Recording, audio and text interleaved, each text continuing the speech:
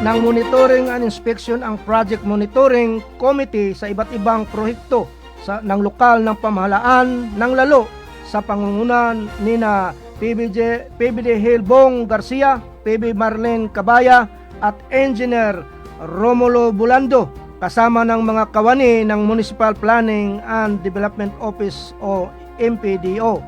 Sinuri ng committee ang mga proyektong matatagpuan sa mga barangay Bicod, Tukalana at Sentro upang matiyak ang maayos na pagpapatupad at aktwal na progreso ng mga ito. Matapos ng inspeksyon, nagsagawa ang mga pagpupulong ang committee kasama ni Representative Jane Quaresma upang talakayin ang porsyento ng pagkukumpleto ng bawat proyekto at inihanda ang mga kinakailangang ulat para sa monitoring at evaluation.